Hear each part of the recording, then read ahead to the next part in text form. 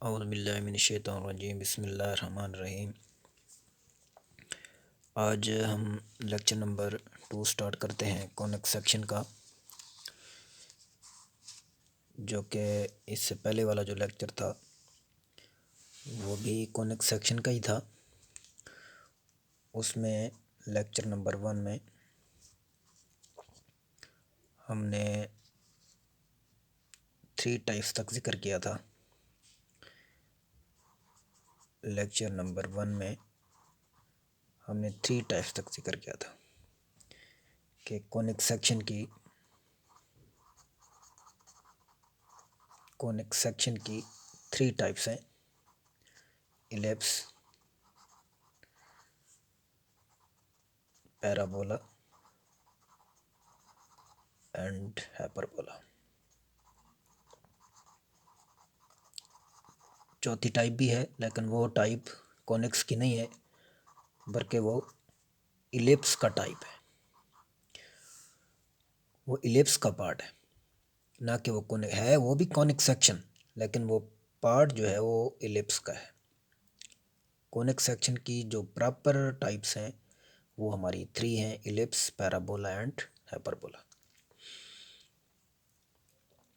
कल हमने conic section की डेफिनेशन पढ़ी थी। डेफिनेशन क्या थी? The intersection of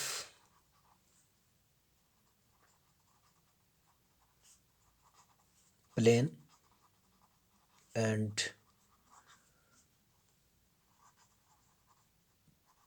double napped right circular cone.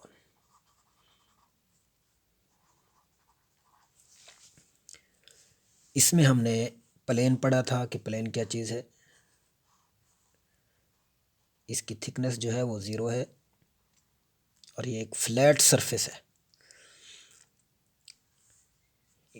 Double napped right circular कोन क्या थी? सबसे पहले कोन क्या थी? हमने कोन बनाई थी।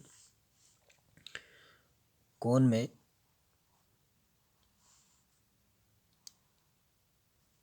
ये हमारा बेस सर्कुलर था, ये हमारा वर्टेक्स था जिसको हम एपेक्स भी कह सकते हैं, और इसके साथ एक और हमने वर्टेक्स टू वर्टेक्स एक और सिंगल नैप कनेक्ट कर दी, तो ये एक डबल नैप्ड राइट सर्कुलर कोन बन गया।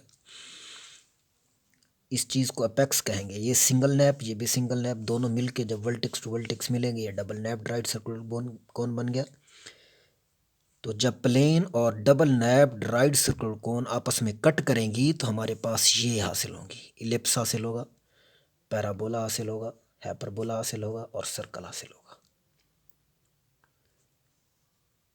पैराबोला पे जब हम जाएंगे तो तब मैं बताऊंगा कि आपको कि पैराबोला कैसे बनता है, इलिप्स भी कैसे बनता है, हाइपरबोला भी कैसे बनता है और सर्कल कैसे बनता है। 6.1 जो है वो हमारी इस पे डिपेंड करती है, सर्कल पे। 6.1 जो हमारी है वो सर्कल पे डिपेंड करती है कि सर्कल कैसे बनता है। जब ये वाली प्लेन इस डबल नैप्ड राइट सर्कुलर कोन को परपेंडिकुलर कट करेगी, परपेंडिकुलर इंटरसेक्ट करेगी, तो हमारे पास सर्कल हासिल होगा, जिसको आप कोनिक्स भी कहते हैं। कोनिक्स तब हासिल होंगी जब ये प्लेन इस डबल नैप्ड राइट सर्कुलर कोन को मुख्तलिफ 4 जगहों से कट करेगी, तो ये 4 चीज़ें हासिल होंगी हमारे से, ये 4 टाइप्स हासिल होंगे। अगर ये वाली प्लेन इस डबल नैप्ड राइट सर्कल को परपेंडिकुलर कट करती है, इंटरसेक्ट करती है, तो तब हमारे पास सर्कल हासिल होंगी। और ये सर्कल, हाइपरबोला, पैराबोला, इलिप्स, ये कोनिक सेक्शंस की टाइप्स हैं। कोनिक सेक्शन एक कर्व है और कर्व तब भी हासिल होगी जब ये 2 चीज़ें आपस में मिलेंगी, इंटरसेक्ट करेंगी। इंटरसेक्ट करने के बाद ही ये चीज़ें हमारे पास हासिल होंगी, ये टाइप्स हासिल होंगी। जब ये प्लेन इस डबल नैप्ड राइट सर्कुलर कोन को परपेंडिकुलर तौर पर कट करेगी तो हमारे पास ये वाली कोनिक सेक्शन हासिल होगी, ये वाली कोनिक्स, ये वाली कर्व हासिल होगी, और इसको मैं सर्कल का नाम दे रहा हूं, इक्वेशन ऑफ सर्कल। आज हम उस इक्वेशन ऑफ सर्कल को पढ़ने से पहले हम देखते हैं कि ये कोन हासिल होता कैसे है। कोन कल बना तो दिया था कि ये एक बेस सर्कल है और दो टेजेंट्स एक पॉइंट पर जब मिलते हैं तो एक वर्टेक्स बनाते हैं। ये दो टेजेंट्स लाइंस एक वर्टेक्स पे मिल रही हैं, इसको अपेक्स का नाम दिया जाता है। कल बना तो दिया था, लेकिन इसकी मैन्युफैक्चरिंग कैसे होती है, इसको बनता कैसे है, ये मैं ये वाली डबल नैप्ड राइट सर्कल में जो एक्सिस था, ये वाला जो हमने कल लेक्चर पढ़ा था, उसमें ये जो एक्सिस है, कल वाले लेक्चर में ये था ना, ये चीज़ थी हमारे पास, ये वाली, ये इसको एक्सिस का नाम दिया था मैंने, इसको मैंने एक्सिस का नाम दिया था कि ये एक्सिस है। कौन सा है ये वाला लेक्चर जो है, इसमें इस लाइन को सेंटर से लेके वर्टेक्स को मिलाने वाली लाइन जो है, परपेंडिकुलर लाइन जो है, ये वाली लाइन एक्सिस कहलाती है। इसको ये फिक्स्ड लाइन है, ये रोटेट नहीं करेगी, ये फिक्स्ड लाइन है, इसको मैं एक्सिस का नाम लेता हूँ। अगर मैं ये एक्सिस उठा लूँ, जिस तरह मैंने एक डबल नैप्ड राइट सर्कल बनाई थी ये वाली, अगर मैं इस एक्सिस को अलहदा से ड्रा करता हूँ, ये एक्सिस मैं अलहदा से ड्रा कर रहा हूँ, ये एक्सिस मेरे से अलहदा से ड्रा हो गया, ये मेरे पास अब एक्सिस है और ये फिक्स्ड लाइन है। अगर मैं एक और लाइन इससे इंटरसेक्ट करवाता हूं, ये लाइन फिक्स्ड है, ये वाली लाइन जो है, एक्सिस जो है, ये हमारा फिक्स है। अब ये वाली जो लाइन है, ये वाली लाइन इस फिक्स्ड लाइन के गिर्द रोटेट करेगी। कैसे रोटेट करेगी, मतलब ये फिक्स जो लाइन है, इस फिक्स्ड लाइन के बाहर वो ऐसे रोटेट करेगी, ऐसे रोटेट करेगी वो फिक्स्ड लाइन के बाहर। अगर ये फिक्स्ड लाइन के बाहर रोटेट करती है तो हमारे पास कोन हासिल होता है। चले, ये वाली एक और है, ये फिक्स्ड लाइन है और ये इसके बाहर जब ऐसे मूव करेगी तो ये कोन बनता जाएगा। जैसे जैसे ये मूव करती जाएगी वैसे वैसे ऊपर भी कोन बनता जाएगा और इस साइड से भी कोन बनता जाएगा। जिस तरह ये लाइन है, इस तरह एक और लाइन कट हो जाएगी, तो ये पास हमारे पास डबल नैप्ड राइट सर्कल कोन बनेगा। इस तरह ये एक कोन बनता है।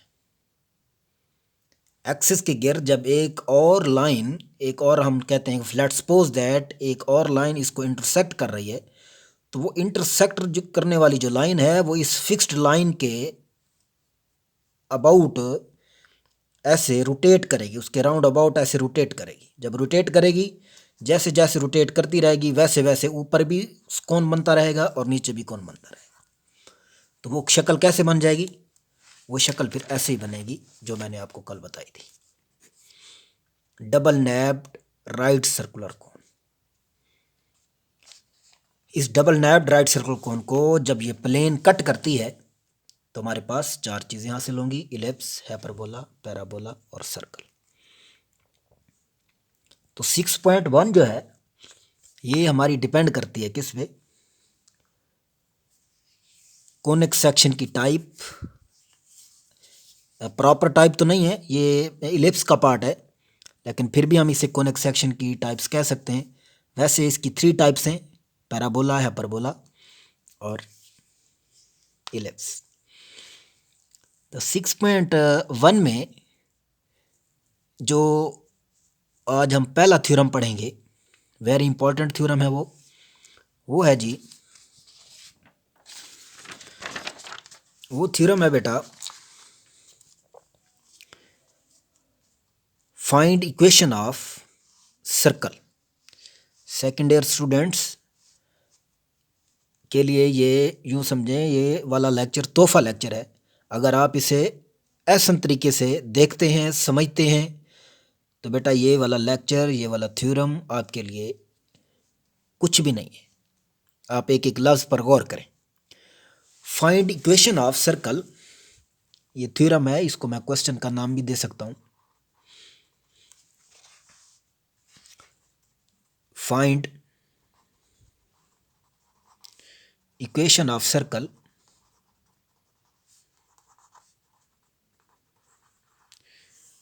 हैविंग, वो कहता है आपने इक्वेशन ऑफ सर्कल को मालूम करना है, फाइंड करना है, ट्रेस करनी है। क्या? दायरे की मसावात, दायरे की मसावात को आपने मालूम करना है।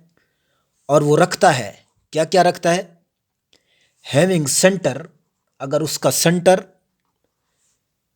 एच व के हो, एंड रेडियस आर हो।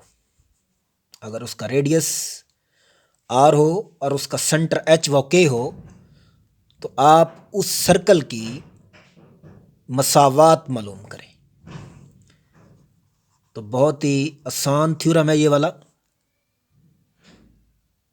क्या थ्योरम है जी?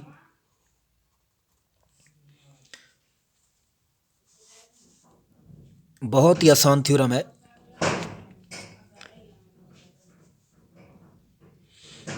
जी, एक सर्कल के 360 पॉइंट्स होते हैं। एक सर्कल के 360 पॉइंट्स होते हैं, मतलब 360 पॉइंट्स की कर्व को आपस में अगर मिलाया जाए तो हमारे पास वो दायरा हासिल होता है। 360 पॉइंट्स को अगर हम आपस में मिला लें तो वो दायरा हासिल होता है। कंजेक्टली, वो पॉइंट्स कंजेक्टली हों, ये नहीं है कोई उधर हो कोई इधर हो, सर्कल की फॉर्म में हो वो दायरे। 360 पॉइंट्स अगर उनको आपस में कर्व के जरिए मिलाया जाए तो वो हमारे पास एक दायरा हासिल होता है। अब जो इसका हम सपोज करते हैं कि ये नुक्ता जो है, ये पॉइंट जो है, ये इसका सेंटर है। सेंटर से मुराद ये 360 पॉइंट्स जो हैं, ये 360 के 60 पॉइंट्स इस सेंटर के, इस नुक्ता के बराबर बराबर फासले पर मौजूद है। अगर यहाँ से लेकर यहाँ तक मैं एक लाइन ड्रा करता हूँ, ये 360 पॉइंट में से कोई एक पॉइंट मैंने चुन लिया है, सेलेक्ट कर लिया है। अगर ये वाला पॉइंट और ये वाला पॉइंट आपस में ये मिला दूं तो ये मेरे पास रेडियस बन जाएगा। ये एक रेडियस आ गया मेरे पास। ये मेरे पास सेंटर है, क्योंकि ये वो जगह है जिसका फासला 360 पॉइंट्स में से कोई भी पॉइंट ले लें तो उसका फासला सबका एक जैसा हो सकता है। इस पॉइंट से ये वाला पॉइंट और ये वाला पॉइंट जो है ये हमारा सेम है। सेम क्यों है? मतलब फासला सेम होगा, इधर से लेकर इधर तक, इधर तक, इधर तक, इधर तक, ये सारे फासले इस पॉइंट से बराबर होंगे।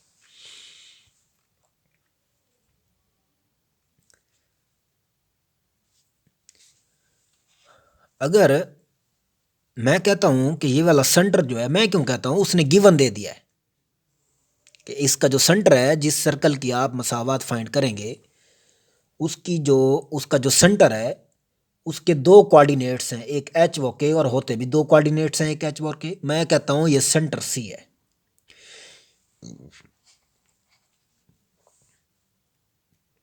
तो मैं लिखूंगा let suppose that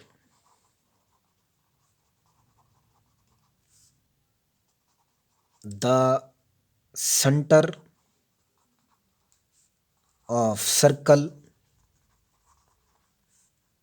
is CHOK।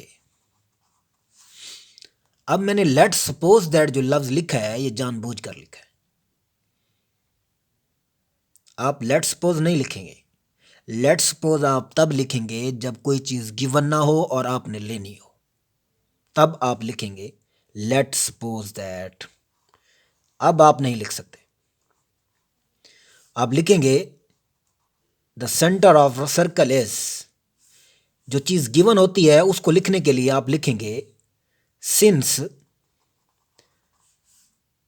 The centre of circle is and radius of circle is r।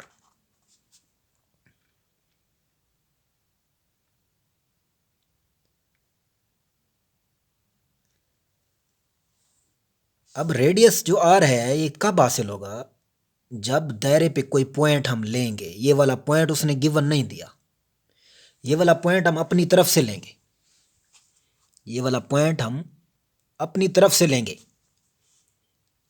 क्यों अपनी तरफ से लेंगे, क्योंकि उसने दो चीज़ें दी हैं। और रेडियस तभी हासिल होगा, रेडियस हमारे पास तभी हासिल होगा जब किसी पॉइंट दायरे का कोई एक पॉइंट सेलेक्ट करेंगे।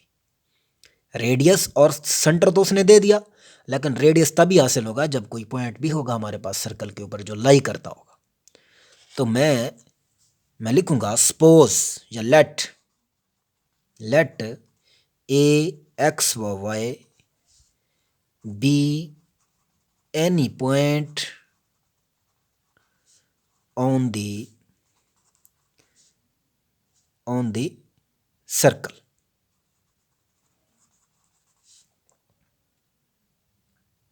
क्योंकि ये पॉइंट नहीं होगा तो रेडियस भी नहीं होगा।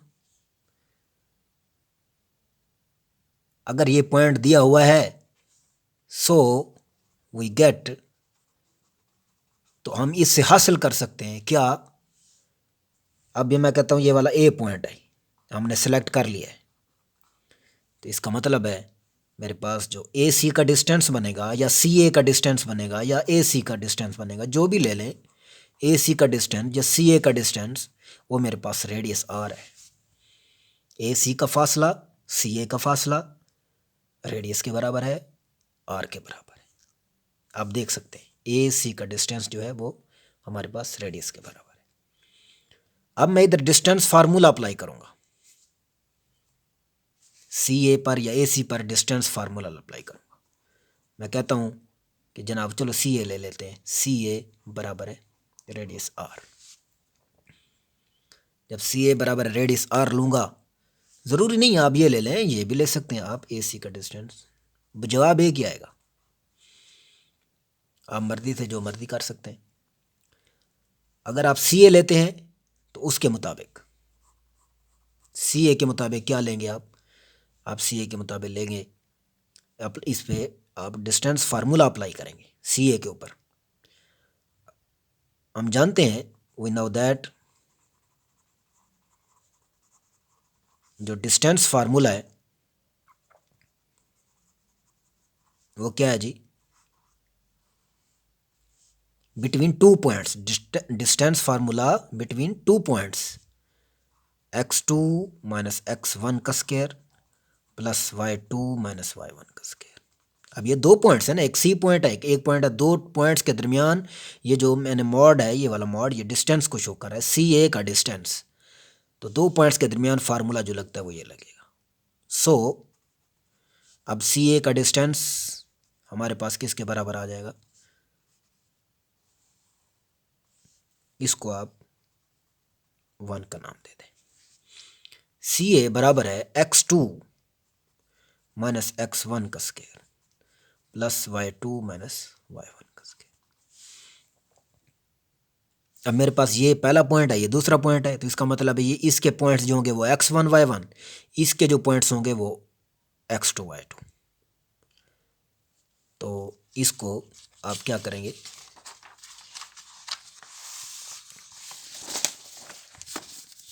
ये अब मैं इधर लिखना चाह रहा हूँ, इसको कंटिन्यू करूँगा इसके आगे। क्या जी, मेरे पास जो सी है वो क्या है, एच वो के। इट मीन्स इससे मैं क्या हासिल करूँगा, x1 बराबर h और y1 बराबर है k। एंड मेरे पास a क्या है, x और y, ये मतलब इसके कोऑर्डिनेट्स एक्स वाई, इसके कोऑर्डिनेट्स एच के। तो मेरे पास x2 क्या होगा, x, और y2 क्या होगा, y। अब ये वाली फार्मूले मैं इसमें अप्लाई कर दूंगा इसमें। सो वी गेट, या इधर लिखेंगे putting the values,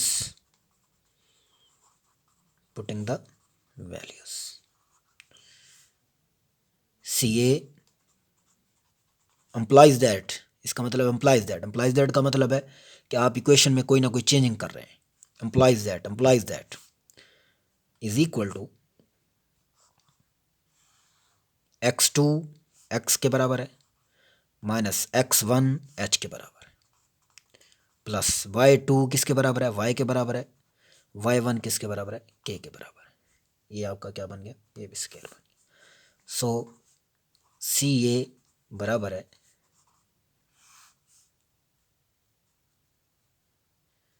x minus H का square plus y minus K का स्केयर। हम ये भी जानते हैं कि सी ए क्या है, किसके बराबर है, रेडियस के बराबर है। कैसे, या इसकी जगह आप यूं भी लिख सकते हैं आर। फर्स्ट इक्वेशन बिकम्स,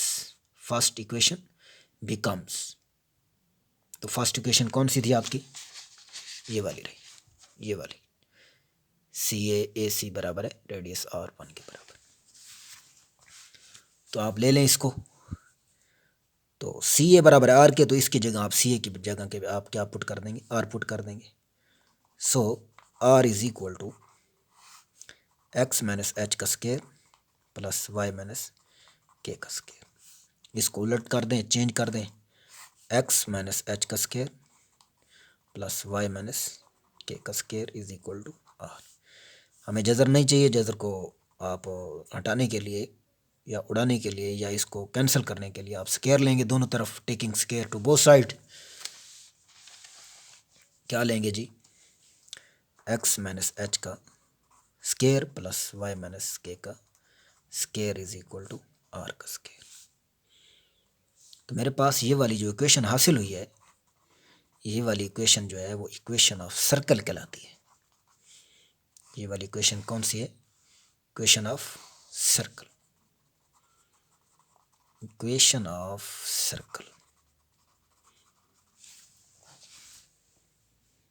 आज का लेक्चर ख़त्म हुआ, इसके साथ मैं इजाज़त चाहूँगा, लेकिन इस चैनल को सब्सक्राइब करना ना भूलिएगा और वीडियो को, हर लेक्चर को गौर से देखें। इंशाल्लाह आपको हर लेक्चर अच्छी तरीके से समझ आ जाएगा। आज 6.1 का पहला थ्योरम कंप्लीट हुआ और लेक्चर नंबर 2 भी कंप्लीट हुआ। अल्लाह हाफिज़, अस्सलाम वालेकुम।